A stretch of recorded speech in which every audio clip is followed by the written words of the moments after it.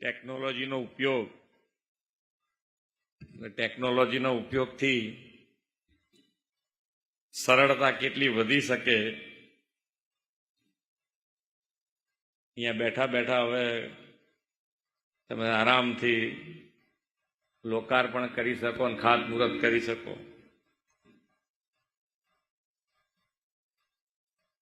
Elevated, સૌથી પહેલું elevated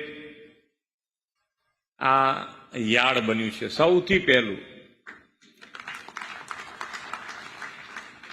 સુંદર વ્યવસ્થા કે ભાઈ એની અંદર પહેલેથી મગજમાં કે ગમે તેટલી મોટી ટ્રક આવે અને એ ટ્રક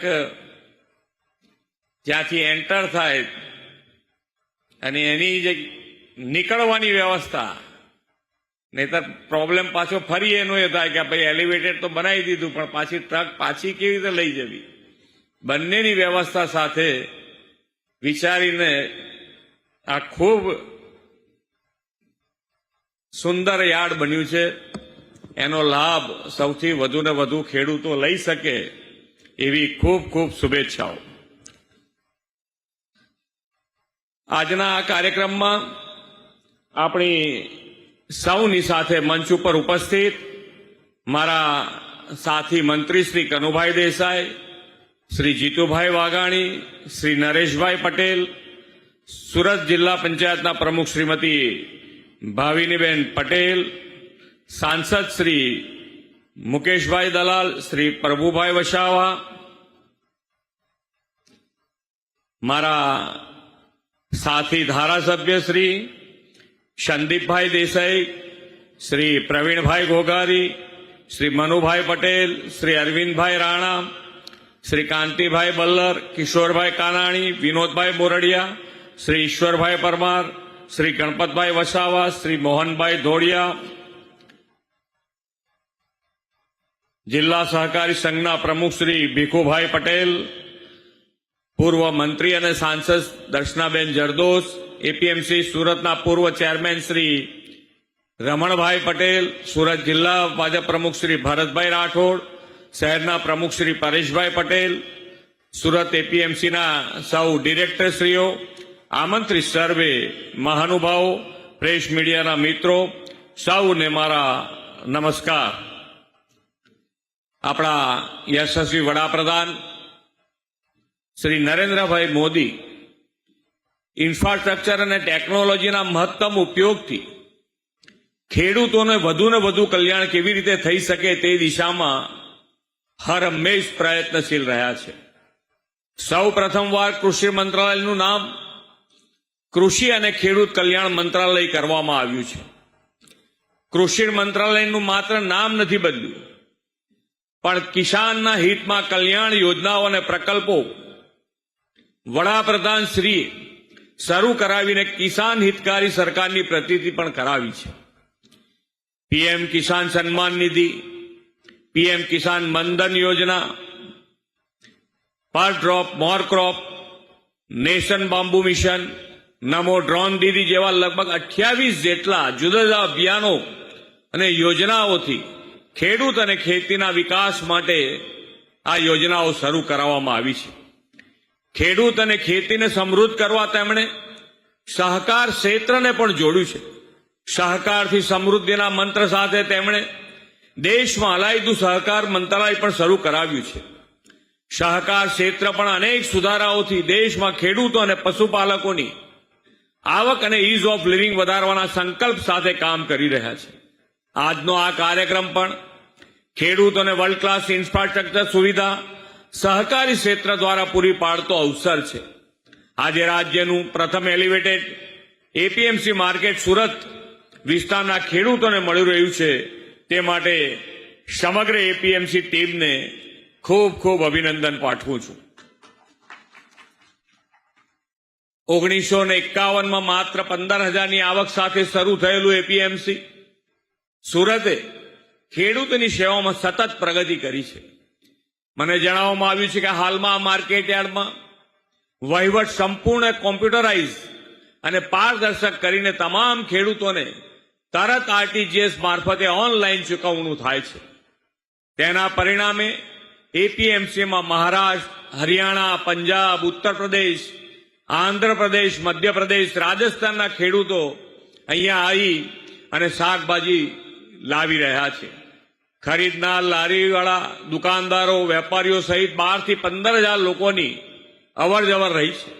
આજે આ માર્કેટ યાર્ડની આવકની દ્રષ્ટિએ પાછલા 2 વર્ષથી આ માર્કેટ યાર્ડ ગુજરાતમાં પ્રથમ નંબરે આવે છે.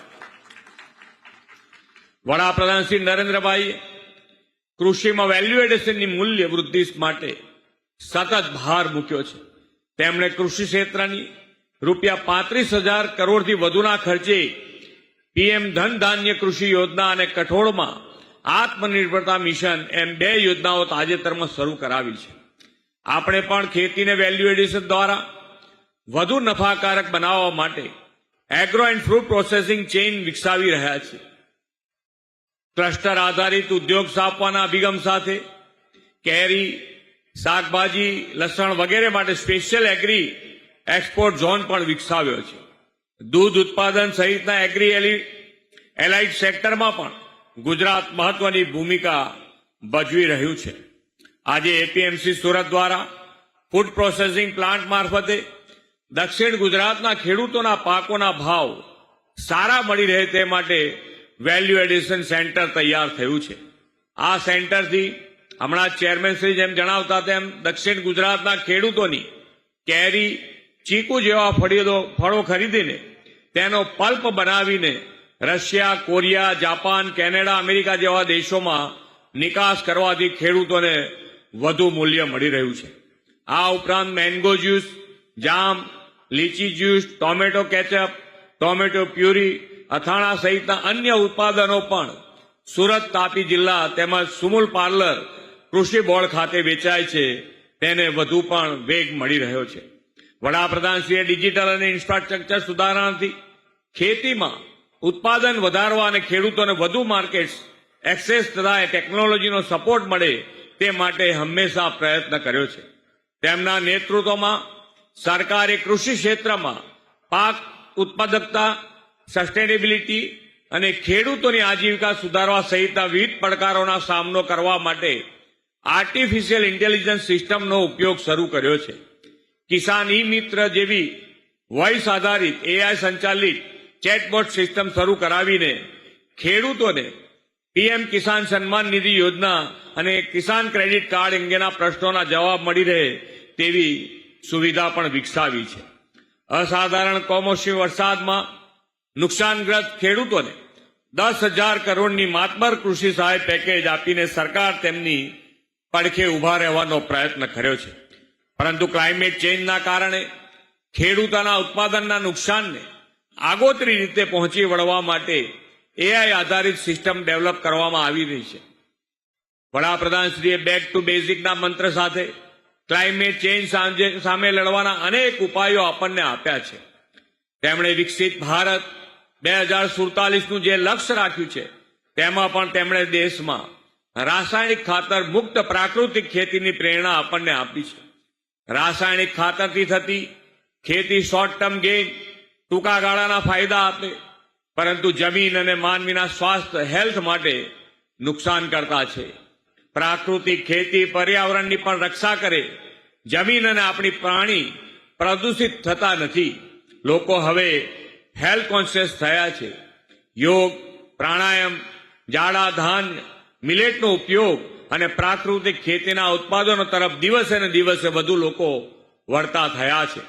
નેચરલ ફાર્મિંગ કરતા ખેડૂતોની આવકમાં વધારો થઈ રહ્યો છે અને રોજગારીનું એક નવું ક્ષેત્ર ઊભું થયું છે. પ્રાકૃતિક ખેતી સાથે જ સ્વદેશી ઉત્પાદનોનો તો આજે દેશમાં પણ વાગ વધી રહી છે. આપણે સૌ પણ સ્વદેશી આત્મનિર્ભર ગુજરાત માટેના સંવાહક વિકસિત ગુજરાતથી વિકસિત ભારતમાં યોગદાન આપતા રહેશો એવા વિશ્વાસ સાથે વિરમું છું. ભારત માતા કી જય. વંદે માતરમ. જય જય ગરવી ગુજરાત.